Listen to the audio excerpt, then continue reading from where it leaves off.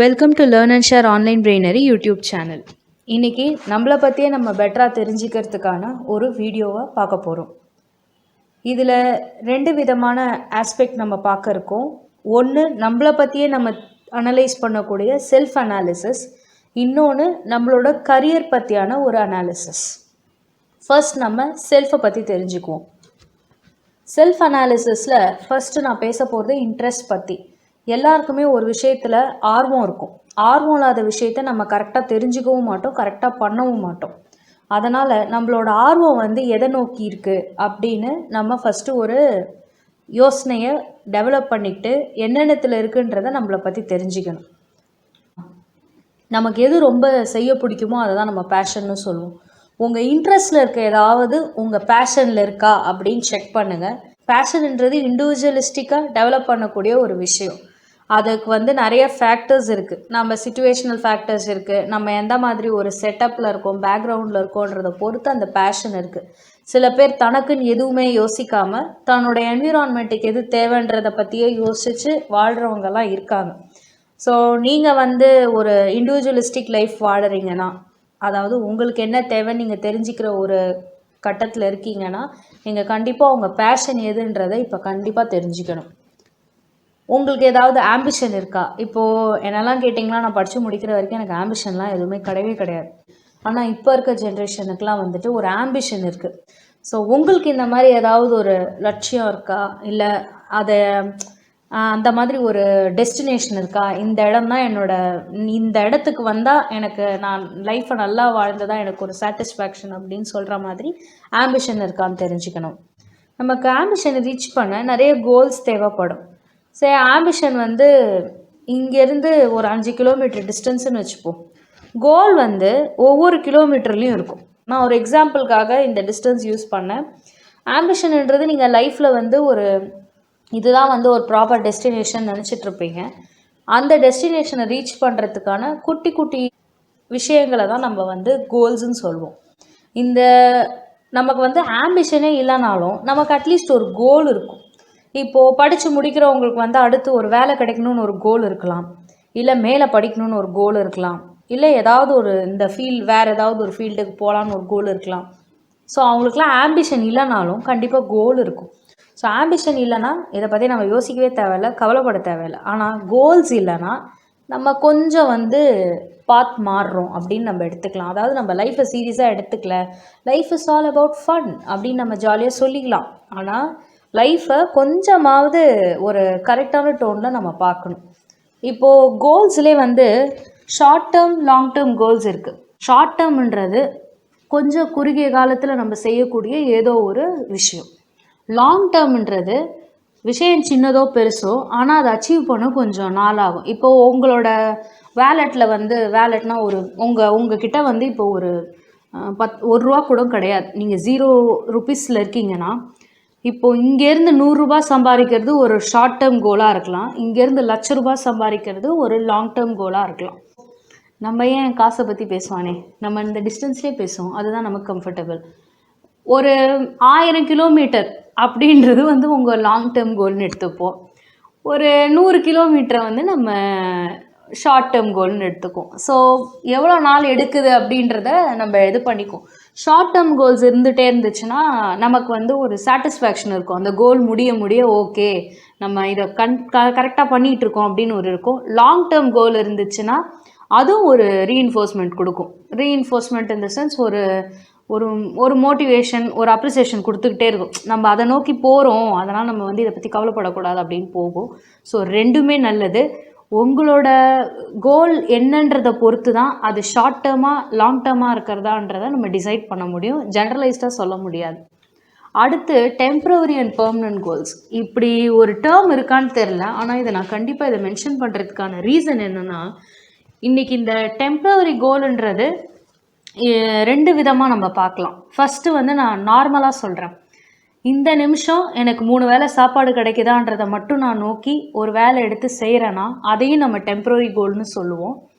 Permanent கோலுன்றது எனக்கு இன்றைக்கி என்ன தான் எனக்கு இந்த சுச்சுவேஷன் இருந்தாலும் என்னோடய இது எதுவோ நான் அந்த டார்கெட்டை நோக்கி தான் போகிறேன் அப்படின்றது பெர்மனண்ட் கோல். இந்த ஆஸ்பெக்டில் தான் டெம்ப்ரரி பெர்மனெண்ட் இருக்குது. ஆனால் இன்றைக்கி டெம்ப்ரவரியில் இன்னொரு வகை ஒன்று இருக்குது. என்னென்னா இன்ஃப்ளூயன்ஸ் ஆகி ஒரு கோல் எடுக்கிறது. ஒரு விஷயம் ரொம்ப பிடிக்கிறப்ப நம்ம என்ன பண்ணிடுறோம், நம்ம இந்த மாதிரி தான் வரணும் அப்படின்னு நம்ம டிசைட் பண்ணிவிட்டு ஒரு கோல் செட் பண்ணிவிடும். இந்த மாதிரி நம்ம போகணும், இதுதான் என்னோடய ஆம்பிஷன், இந்த மாதிரி ஏதாவது ஒன்று செட் பண்ணிவிடும். இது உண்மையாலே நமக்கு பிடிச்சி எடுத்துருப்போமா அப்படின்னு நம்ம ஒரு சின்னதாக யோசனை பண்ணி பார்த்தா கொஷின் மார்க்கில் நிற்போம். பட் நீங்கள் அந்த ஃபீல்டில் இறங்கி ஒர்க் பண்ணுறப்ப பார்த்தீங்கன்னா, நம்ம அவசரப்பட்டு இந்த ஃபீல்டுக்கு வந்துட்டோமோன்னு உங்களுக்கு ஒரு ஃபீலிங் வந்துருச்சுன்னு வச்சுக்கோங்க. நீங்கள் இன்ஃப்ளூயன்ஸ் ஆகி அந்த ஃபீல்டை சூஸ் பண்ணியிருக்கீங்கன்னு அர்த்தம். ஆனால் உங்களுக்கு 1000 ஆப்பர்ச்சுனிட்டி மற்ற இதுலேருந்து வந்தாலும் கரெக்டாக போயிட்டீங்கன்னா நீங்கள் அதை இன்ஃப்ளூயன்ஸ் ஆகாமல் பிடிச்சி எடுத்திருக்கீங்கன்னு அர்த்தம். இஷ்டப்பட்டு செய்கிறது, கஷ்டப்பட்டு செய்கிறதுன்ட்டு ஒரு ஃபேக்டர் இருக்குது. நமக்கு ஒரு விஷயத்தை பிடிச்சி செய்கிறப்ப, இஷ்டப்பட்டு செய்கிறப்ப எந்த மாதிரி கஷ்டம் வந்தாலும் நம்ம அதை தூசியாக நினச்சி தள்ளிட்டு போயிட்டே இருப்போம். அதை எப்படி சால்வ் பண்ணுறதுன்னு நினச்சிட்டு போவோம். ஆனால் அதே விஷயத்தை நம்ம கஷ்டப்பட்டு செஞ்சோன்னு வச்சுக்கோங்களேன், நமக்கு பிரச்சனையே இருக்காது. ஆனால் அது ஒரு பெரிய பிரச்சனையாக நமக்கு தெரியும். ஸோ எது நமக்கு ரொம்ப பிடிச்சிருக்குன்றதை தெரிஞ்சு அதில் நம்ம பேஷன் இருக்கான்னு பார்த்து அதுக்கு நிறைய கோல்ஸ் செட் பண்ணி நம்மளை எடுத்துகிட்டு போகிறதுக்கான ஒரு அனாலிசிஸ் பண்ணுற பீரியட் தான் இந்த ஸ்கூல் டு காலேஜ் ட்ரான்சிஷனுக்கான பீரியட். இது நான் காலேஜ் போயாச்சு, but is it too late அப்படின்னு கேட்டிங்கன்னா கண்டிப்பாக கிடையாது. நீங்கள் நிறைய இன்வென்ஷன்ஸ் பார்த்துருக்கலாம், நிறைய சக்ஸஸ் ஸ்டோரிஸ் கேட்டிருக்கலாம். எல்லாருமே எடுப்புலே சாதிச்சிருக்க மாட்டாங்க. நம்ம ரொம்ப பாப்புலரான ஒரு விஷயம் Thomas Alva Edison experiments. So அந்த 1000மும் அவருடைய ஷார்ட் டேர்ம் கோல்ஸாக நம்ம எடுத்துக்கலாம். டுவர்ட்ஸ் இஸ் ஆம்பிஷன், அவ்வளோதான். அதனால் எதுவுமே it's nothing is too late. நீங்கள் இந்த ஸ்டேஜில் நீங்கள் ஒரு ஒர்க் பண்ணுற ஒரு பர்சனாக கூட இருக்கலாம். இன்றைக்கி இந்த வீடியோவை பார்க்கலாம். இப்போ கூட நீங்கள் அனலைஸ் பண்ணிக்கோங்க, நீங்கள் உங்கள் வேலையை பிடிச்சி தான் செய்கிறீங்களா அப்படின்ட்டு. இல்லை நான் இப்போது என்னோடய ஃபேமிலி ஃபினான்ஸ்க்காக நான் செய்கிறேன் அப்படின்னா தாராளமாக கண்டினியூ பண்ணுங்கள். அதுவும் டு பி கன்சிடர்ட் ஃபேக்டர் தான். இந்த வீடியோ எண்டிங்கில் அதை பற்றி நான் சொல்கிறேன். இப்போ நம்ம அடுத்து கரியர் அனாலிசிஸ்க்கு போவோம். கரியர் அனாலிசிஸ்ன்றது உங்கள் ரெஸ்யூமில் இருக்க எலிமெண்ட்ஸ் எல்லாம் சேர்த்து பண்ணுற ஒரு விஷயம். ஸோ இதில் உங்களுக்கு ஏதாவது கரெக்டாக இருக்குது, எல்லாம் ரைட்டாக இருக்குன்னா இதையே அப்படியே உங்கள் ரெஸ்யூமாக கூட நீங்கள் கன்வெர்ட் பண்ணிக்கலாம் வித் அப்ராப்ரியேட் டைட்டில்ஸ்.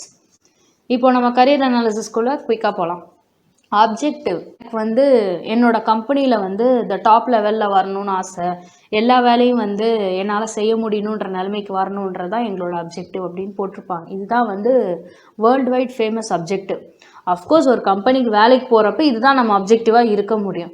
பட் இந்த இடத்துல நம்ம கம்பெனி ஸ்பெசிஃபிக்காக அப்ஜெக்டிவ் போடாமல் நான் இது கம்பெனிக்கு ரெடி பண்ணுற ரெஸ்யூமாக சொல்லலை, நமக்கு ரெடி பண்ணுற ஒரு கரியர் அனாலிசிஸ் ரெஸ்யூமாக சொல்கிறேன். நமக்கு என்ன அப்ஜெக்டிவ் லைஃப்பில், நமக்கு ஒரு ஃபீல்டு இருக்கும். இப்போ நான் கம்ப்யூட்டர் சயின்ஸ் ஃபீல்டு, இதை பார்த்துட்ருக்க மற்ற ஃபீல்டு ஆளுங்களும் இருக்கலாம். இப்போ உங்கள் ஃபீல்டில் உங்களுக்கு ஏதாவது அப்ஜெக்டிவ் இருக்கா? ஸோ அப்ஜெக்டிவ் என்ன நம்மளோட ஃபீல்டில் அப்படின்றத நம்ம லிஸ்ட் பண்ணிக்கணும். அடுத்து இப்போது ஸ்கூல் டு காலேஜ் ட்ரான்சிஷனில் இது செட் ஆகுமான்னு எனக்கு தெரியல. ஆனால் காலேஜில் ஒரு ப்ரீ ஃபைனல் இயரில் வந்துட்டிங்கன்னா இது இருக்கலாம். உங்களுக்கு ஏதாவது எக்ஸ்பீரியன்ஸ் இருக்கா? நிறைய பேர் பார்ட் டைமில் ஒர்க் பண்ணிட்டு படிப்பாங்க. ஸோ உங்கள் பார்ட் டைம் ரோல்ஸும் உங்களுடைய படிப்பும் ஒன்றா இருக்கணும்னு அவசியம் கிடையாது. பட் இந்த எக்ஸ்பீரியன்ஸுன்றது உங்கள் கரியர் கிடையாது, உங்கள் கரியருக்காக நீங்கள் போட்டுக்கிற ஒரு ஃபவுண்டேஷன் சொல்லலாம். இப்போ சில பேருக்கு ஃபினான்ஸ் காரணமாக ஒரு பார்ட் டைம் போயிட்டு அது மூலிமா ஏர்ன் பண்ணி படிப்பாங்க. இன்னும் சில பேர் பார்த்திங்கன்னா நான் படிக்கிறது இந்த ஃபீல்டில் படிக்கிறேன், நான் வேறு ஒரு ஃபீல்டில் எனக்கு எக்ஸ்பீரியன்ஸ் வேணும்னு சொல்லிட்டு வேறு ஃபீல்டில் ஒர்க் பண்ணுறவங்களும் இருக்காங்க. இந்த எக்ஸ்பீரியன்ஸ் எல்லாமே நம்ம கரியருக்கு ஏதோ ஒரு விதத்தில் ஒரு ஸ்டெப்பிங் ஸ்டோன் மாதிரி இருக்கும். நீங்கள் காலேஜ் முடிச்சுட்டு ஒரு பிஜி பண்ணுற கேண்டிடேட்டாக இருந்தீங்கன்னா, நீங்கள் நடுவில் ஒர்க் பண்ணியிருந்தீங்கன்னா அந்த எக்ஸ்பீரியன்ஸ் டீட்டெயில்ஸையும் இந்த கரியரில் நீங்கள் ஆட் பண்ணலாம். அடுத்து அகாடமிக் ரெக்கார்ட். இது அஃப்கோர்ஸ் நம்ம என்ன படித்தோம், மேக்ஸிமம் எஜுகேஷன் குவாலிஃபிகேஷனில் எல்கேஜிலேருந்து என்ட்ரி போட மாட்டாங்க, 10th தான் என்ட்ரி போடுவாங்க. ப்ரெசன்ட் சிஸ்டமில் 10th 12th யூஜி பிஜி அப்படின்ட்டு அந்த ஆர்டர் போடுவாங்க. ஸோ இந்த எஜுகேஷனல் குவாலிஃபிகேஷன் அஃப்கோர்ஸ் நீங்கள் இதை தினமுலாம் அப்டேட் பண்ண முடியாது. உங்களோட ஒரு அகாடமிக் இது செஷன் முடிகிறப்ப நீங்கள் இதை அப்டேட் பண்ணிக்கலாம். அடுத்து டெக்னிக்கல் ஸ்கில் செட். இப்போது பேசிக்கலாக கம்ப்யூட்டர் சயின்ஸ் ஆளுன்றதுனால நான் இதை இன்க்ளூட் பண்ணியிருந்தேன். கம்ப்யூட்டர் சயின்ஸ் இல்லாத பர்சன்ஸ் கூட இந்த டெக்னிக்கல் ஸ்கில் செட்டில் உங்களுக்கு ஏதாவது ஒரு விஷயம் தெரிஞ்சிருக்கலாம். இப்போது நிறைய பேர் பார்த்திங்கன்னா ஆஃபீஸ் பேக்கேஜஸ்லாம் நல்லா ட்ரெயின் ஆகிருப்பாங்க. சிஸ்டமில் என்னென்ன ஸ்கில்ஸ் வரும் அப்படின்னு சொல்லி நீங்கள் இதில் தெரிவிக்கலாம். அடுத்து ப்ராஜெக்ட் ஒர்க்ஸ். இந்த ப்ராஜெக்ட் ஒர்க்ஸ் வந்து not restricted to computer science. நீங்கள் ஏதாவது ஒன்று உங்கள் கரிக்குலம்லேயோ இல்லை உங்கள் கரிக்குலம் பேஸ்லேயோ ஏதாவது ஒர்க் பண்ணியிருக்கீங்களா, ஃபீல்டு ஒர்க் பண்ணியிருக்கீங்களா? இது ப்ராஜெக்ட் ஒர்க்ஸ்னு எடுத்துக்கலாம், இதை ஃபீல்டு ஒர்க்ஸ்னு எடுத்துக்கலாம். ஸோ அந்த மாதிரி ஏதாவது ஃபீல்டு ஒர்க்ஸ் பண்ணியிருக்கீங்களா அப்படின்றத இதில் நீங்கள் மென்ஷன் பண்ணலாம். அடுத்து ஏரியாஸ் ஆஃப் இன்ட்ரெஸ்ட். இது வந்து நம்ம ஃபீல்டு வந்து எவ்வளோ பெருசாக வேணாலும் இருக்கலாம், இல்லை சின்ன ஃபீல்டாக வேணாலும் இருக்கலாம். ஆனால் அந்த ஃபீல்டுக்குள்ளே சப்ஃபீல்ட்ஸுனோ இல்லை அதில் குட்டி குட்டி ஏரியாஸ்னோ நிறையா இருக்கும். இந்த மாதிரி சப்ஃபீல்ட்ஸில் உங்களுக்கு எந்த சப்ஃபீல்டில் வேணாலும் இன்ட்ரெஸ்ட் இருக்கலாம். ஸோ உங்கள் ஃபீல்டை பொறுத்து இந்த ஏரியாஸ் மாறும்.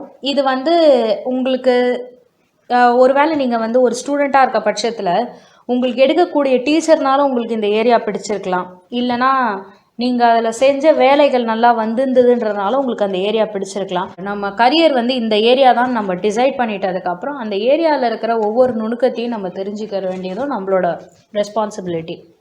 அடுத்து வந்து workshops or conferences. So கான்ஃபரன்ஸ்லாம் வந்து நீங்கள் ஒன்று அட்டென்ட் பண்ணியிருக்கலாம், இல்லை கான்ஃபரன்ஸில் நீங்கள் பேசியிருக்கலாம், அந்த மாதிரி விஷயங்கள். இல்லைனா நீங்கள் ஒர்க் ஷாப்ஸ் அட்டென்ட் பண்ணிட்டு வந்திருக்கலாம். ஒர்க் ஷாப்ஸ்னால உங்களுக்கு நிறைய ட்ரைனிங் கிடச்சிருக்கும், அது நிறையா நாலேஜ் கெயின் பண்ணியிருப்பீங்க. ஸோ எங்கெங்கே போய் என்னென்ன ஒர்க் ஷாப் எடுத்தீங்க, இல்லை எங்கே போய் நீங்கள் கான்ஃபரன்ஸும் ஒரு kind of knowledge gaining process தான். அதில் நீங்கள் ப்ரெசென்ட் பண்ணிங்கன்னா நீங்கள் நாலேஜ் ஷேரிங் ப்ராசஸ்க்கு போயிட்டீங்க. காலேஜில் இருந்தீங்கன்னா நிறையா ஒர்க் ஷாப்ஸ் அட்டென்ட் பண்ண ட்ரை பண்ணுங்கள், கான்ஃபரன்ஸ் போக ட்ரை பண்ணுங்கள். அந்த மாதிரி சில விஷயங்கள்லாம் நீங்கள் உங்களை ஈடுபடுத்திக்கிறப்ப உங்களுடைய ஆஸ்பெக்ட் வந்து இன்னும் கொஞ்சம் ப்ராடாகும். அடுத்து பப்ளிகேஷன். ஸோ இன்றைக்கி நிறையா பேர் வந்து பிளாகர்ஸாக இருக்காங்க, பிளாகில் நிறைய பேர் நிறையா எழுதுவாங்க. அதையே வந்து நீங்கள் ஒரு பப்ளிகேஷனாக கொடுக்குறப்ப அதை ஒரு ஜேர்னலில் ஒரு ஆர்டிக்கல் எழுதியிருக்கலாம், இல்லைனா ஒரு புக்கில் ஒரு சாப்டரோ இல்லை ஏதாவது ஒரு பாட்டுக்கு நீங்கள் கான்ட்ரிபியூட் பண்ணியிருந்தீங்கன்னா நம்ம அந்த மாதிரி சேனலைஸ் பண்ணி வச்சுருக்கோம்னு வச்சுக்கோங்க. அந்த மாதிரி விஷயங்களை நீங்கள் இங்கே மென்ஷன் பண்ணலாம். இப்போ நீங்கள் ஆர்ட்ஸ் ரிலேட்டட் பர்சன்னா நீங்கள் ரைட்டிங்க்கு எவ்வளோ இம்பார்ட்டன்ஸ் கொடுக்குறீங்கன்றது இந்த கண்டென்ட்டில் தெரியும். இதே நீங்கள் ஒரு சயின்ஸ் ரிலேட்டட் பர்சன்னா எவ்வளோ தூரம் ரிசர்ச் ஓரியன்ட் விஷயத்தில் ஒர்க் பண்ணுறீங்கன்றதையும் அதில் தெரிஞ்சுக்கலாம். ஸோ இதையும் வந்து ஒரு ரெக்கார்ட் பண்ணிட்டு வாங்க. அடுத்த அச்சீவ்மெண்ட்ஸை நான் 3 கேட்டகரியாக பிரிப்பேன். ஒன்று கரிக்குலர், அப்புறம் கோ கரிக்குலர், எக்ஸ்ட்ரா கரிக்குலர். கரிக்குலரில் பார்த்தீங்கன்னா உங்கள் அகடமிக் ரிலேட்டட் அச்சீவ்மெண்ட்ஸாக இருக்கும். நீங்கள் உங்கள் ஸ்கூலில் ஏதாவது ஒரு விஷயத்தில் நல்லா பர்ஃபார்ம் பண்ணியிருக்கலாம், அகடமிக் ரிலேட்டடாக சொல்கிறேன். ஏதாவது ஒன்று பர்ஃபார்ம் பண்ணியிருக்கலாம், காலேஜ் நல்லா பர்ஃபார்ம் பண்ணியிருக்கலாம், அதெல்லாம் வந்து அதோட அச்சீவ்மெண்ட்ஸாக இருக்கும். இப்போது கோ கரிக்குலர்ன்றது வந்துட்டு உங்கள் அகடமிக் இன்ஸ்டிடியூஷனை பேஸ் பண்ணி நடந்த வேறு சில விஷயங்கள், ஆனால் அது டைரெக்டாக வந்து உங்கள் கரிக்குலம் ப்ராக்ரஸில் வராது. நான் கம்ப்யூட்டர் சயின்ஸ் ஃபீல்டு வச்சு ஒரு எக்ஸாம்பிள் சொல்கிறேன். எனக்கு என் ஃபீல்டில் தான் எனக்கு எக்ஸாம்பிள் கரெக்டாக வருது, அதனால சொல்கிறேன். இப்போது நான் ஒரு கம்ப்யூட்டர் சயின்ஸ் கிராஜுவேட்னு வச்சுக்கோங்க. என்னோடய கோ கரிக்குலர் எப்படி இருக்குன்னா, நான் ஒரு சாஃப்ட்வேர் டீபக்கிங் காம்படிஷன் போயிருப்பேன், இல்லை வெப் டிசைனிங் கான்டெஸ்ட் போயிருப்பேன். ஸோ இதெல்லாம் என்னோடய கோ கரிக்குலம். என்னோட கரிக்குலத்தில் நீ இந்த காம்படிஷன் போகணுன்றது ரிட்டன் ரூல் கிடையாது. இதை தான் வந்துட்டு நம்ம கோ கரிக்குலர்னு சொல்லுவோம். எக்ஸ்ட்ரா கரிக்குலர் பேர்லேருந்தே உங்களுக்கு தெரியும், என் கரிக்குலத்துலேருந்து நான் வெளியில் என்ன பண்ணுறேன். ஸோ எனக்கு ஸ்போர்ட்ஸ் பிடிக்குன்னா அது ஒரு எக்ஸ்ட்ரா கரிக்குலர் ஆக்டிவிட்டி. எனக்கு டான்ஸிங், சிங்கிங், ஆக்டிங் இந்த மாதிரி ஏதாவது ஒன்று பிடிக்கணும், எல்லாமே வந்து எக்ஸ்ட்ரா கரிக்குலர் ஆக்டிவிட்டி. இப்போ அடுத்து இதில் ஒரு சின்ன கொஷின் இருக்குன்னு எனக்கு தெரியும். நாங்கள் ஆர்ட்ஸ் ஃபீல்டு தான், இப்போ நாங்களே வந்து ஒரு டான்ஸர், எங்களுக்கு அப்போ எக்ஸ்ட்ரா கரிக்குலர்ன்றது நீங்கள் புக் எழுதியிருக்கலாம், அது உங்களுக்கு எக்ஸ்ட்ரா கரிக்குலர் ஆகும். நம்ம ஃபீல்ட்லேருந்து இன்னொரு ஃபீல்டில் பார்க்குறப்ப அது எக்ஸ்ட்ரா கரிக்குலர், அந்த ஃபீல்ட்லேருந்து நம்ம ஃபீல்டை திருப்பி பார்க்குறப்ப நாம் எக்ஸ்ட்ரா கரிக்குலர் உங்களுக்கு. ஸோ உங்கள் ஃபீல்டுலேருந்து எக்ஸ்ட்ரா கரிக்குலர் என்னன்றதை போட்டு பார்த்துக்கணும். அடுத்து பர்சனல் ரெக்கார்ட். இந்த பர்சனல் ரெக்கார்டில் வந்து நான் 3 விஷயமாக பிரித்து வச்சுருக்கேன். First language efficiency. பேசிக்காக எல்லாருக்கும் மதர் டங் தெரியும். இப்போ உங்களுக்கு மதர் டங் வந்து நல்லா பேச வரோன்னா தயவு செஞ்சு அதை எழுதவும் கற்றுக்கோங்க, அதை படிக்கவும் கற்றுக்கோங்க. மதர் டங்கை வந்து நல்லா தெரிஞ்சு வச்சுக்கிறது வந்து என்றைக்காக இருந்தாலும் நம்மளை கைவிடாது, அதனால் அதை நம்ம நல்லா தெரிஞ்சு வச்சுக்கணும். அடுத்து கண்ட்ரி ஃபுல்லாகவும் வேர்ல்டு ஃபுல்லாகவும் யூஸ் பண்ணிகிட்டு இருக்க ஒரு லிங்க் லாங்குவேஜாக நம்ம இங்கிலீஷ் எடுத்துப்போம். ஸோ இங்கிலீஷில் வந்து உங்களுக்கு எந்த அளவுக்கு நம்மளால் நல்லா கம்யூனிகேட் பண்ண முடியுதோ அந்த அளவுக்கு நம்ம கொஞ்சம் ப்ராடாக போக முடியும் அப்படின்னு சொல்லுவாங்க. அடுத்து பார்த்திங்கன்னா எனக்கு பிடிச்சி நான் சில லாங்குவேஜ் படித்தேன், இல்லை நான் பிறந்தது வேறு இடம், நான் வளர்ந்தது ஃபுல்லாக வேறு இடம். இப்போது தமிழ்நாட்டில் பிறந்துட்டு நீங்கள் கர்நாடகான்ற ஸ்டேட்டில் வாழறவங்களா இருந்தீங்கன்னா உங்களுக்கு அவங்களோட லோக்கல் லாங்குவேஜ் கண்டிப்பாக உங்களுக்கு தெரியணும். ஸோ இதை மாஸ்டர் பண்ணுற எல்லா இடத்துலையும் பார்த்திங்கன்னா 3 ஆஸ்பெக்ட் வரும்: ஸ்பீக்கிங், ரீடிங் அண்ட் ரைட்டிங். உங்கள் மதர் டங்கை இங்கிலீஷை முடிஞ்ச அளவுக்கு ஸ்பீக்கிங், ரீடிங், ரைட்டிங்கில் வச்சுக்கிட்டிங்கன்னா மோர் தென் எனஃப். அடுத்து ஆட்டிடியூட் அண்ட் ஸ்ட்ரென்த்ஸ். நம்ம எந்த மாதிரியான ஒரு பர்சன் அப்படின்றது. இப்போ நிறைய பேர் சொல்லுவாங்க ஐ எம் அ டீம் பிளேயர்னு சொல்லுவாங்க. சில பேர் வந்து ஐ எம் அன் இண்டிவிஜுவலிஸ்டிக் அப்படின்னு சொல்லுவாங்க. இடத்துக்கு தகுந்த மாதிரி இது ப்ளஸ்ஸுங்க. இப்போ இண்டிவிஜுவலிஸ்டிக்னு சொன்னோம்னா, எல்லா வேலையுமே என்னால் தனியாக செய்ய முடியும் அப்படின்ற ஒரு விஷயம் வந்து ஒரு ப்ளஸ் தான். அதே போல் இவன் டீம் பிளேயர்னு சொன்னால் என்னால் நிறைய பேரோட கோஆர்டினேட் பண்ண முடியுன்றது ஒரு ப்ளஸ் தான். ஸோ இடத்துக்கு தகுந்த மாதிரி தான் இது மைனஸ் ஆகுமே தவிர it's generally a plus point. எல்லா ஆட்டிடியூடுமே எல்லா ஸ்ட்ரென்த்துமே வந்து ஒரு ப்ளஸ் பாயிண்ட் தான். சில பேர் வந்துட்டு என்ன சொல்லுவாங்க, நான் அட் அ டைம் நிறையா டாஸ்க் பண்ணுவேன் அப்படின்வாங்க. நீங்கள் மல்டி டாஸ்கிங்ன்ற வேர்டை யூஸ் பண்ணிட்டீங்கன்னா ஒரு விஷயத்தை மட்டும் நல்லா ஞாபகம் வச்சுக்கோங்க. அது எல்லா வேலையுமே கரெக்டாக முடிக்கிற ஆஸ்பெக்டில் மட்டும்தான் நீங்கள் போடணும்.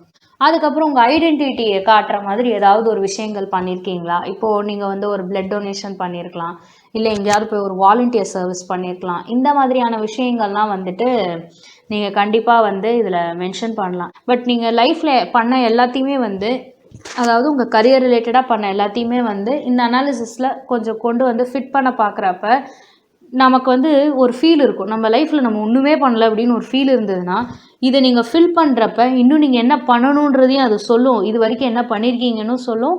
இல்லை எனக்கு இதை ஃபில் பண்ணதுக்கப்புறம் எனக்கு வெறுத்தே போச்சு அப்படின்ற நீங்கள் ஃபீல்க்கு வந்துட்டிங்கன்னா தப்பாக எடுத்துக்காதீங்க.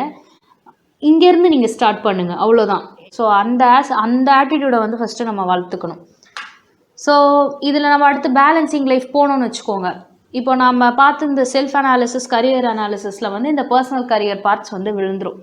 அடுத்து இந்த பக்கம் இந்த பர்சனலுக்கும் கரியருக்கும் நடுவில் 4 ஃபேக்டர் மாட்டிகிட்டு இருக்கும். ஒன்று உங்கள் பேஷனும் உங்கள் ஸ்பிரிச்சுவல் லைஃப்பும். ஸ்பிரிச்சுவல் லைஃப்னால் ரிலீஜியஸ் லைஃப் கிடையாது. ஸ்பிரிச்சுவல் லைஃப்ன்றது நம்மளை பற்றியே நாம் நல்லா தெரிஞ்சுக்கிறது. ஸ்பிரிச்சுவல் லைஃப்ன்றது நீங்கள் இப்போ செல்ஃப் அனாலிசிஸ் பண்ணிங்களா, உங்களுக்கு எது பிடிக்கும், பிடிச்சி செய்கிறீங்களா, பிடிக்காமல் செய்கிறீங்களா, நிறையா பேசிகிட்டு இருந்தோம்ல, அது எல்லாமே ஸ்பிரிச்சுவல் லைஃப் தான். மனசு அமைதியாக வச்சுக்கவும், மூளையை போட்டு எந்த ஒரு குழப்பமும் இல்லாமல் ஹேண்டில் பண்ணுறது தான் வந்து ஸ்பிரிச்சுவல் லைஃப். இதில் ஒன் ஆஃப் த இம்பார்ட்டன்ட் டாஸ்க்குன்னு சொன்னால் மெடிடேஷன்னு சொல்லுவோம். எதுக்குன்னா அமைதிப்படுத்துறதுன்னு சொல்லுவோம். பட் நமக்கு நல்லா பிடிச்சதை செஞ்சு நம்ம நல்ல ஒரு இதில் போயிட்டு இருந்தாலே மனசு ஓரளவுக்கு அமைதியாகிடும். அந்த பிடிக்காததில் நமக்கு நல்ல ஒரு விஷயம் இருக்குன்னா, நல்ல ஒரு ஃப்யூச்சர் இருக்குன்னா, அதே நம்ம பிடிச்ச மாதிரி மாற்றிக்கூடாது அப்படின்றது மட்டும்தான் நம்ம யோசிக்கணும். அடுத்து பேஷன். ஸோ நிறைய பேருக்கு கரியரும் பேஷனும் ஒன்றா இருக்கும், சில பேருக்கு வெவ்வேறு விதமாக இருக்கும். அதுக்கு காரணம் இந்த ஃபேமிலி ஃபினான்ஸாக இருக்கும். ஃபேமிலிக்காகவும் ஃபினான்ஸ்க்காகவும் நம்ம கொஞ்சம் அட்ஜஸ்ட் பண்ணிட்டு போகிறது தப்பில்லைன்னு நான் சொல்லுவேன்.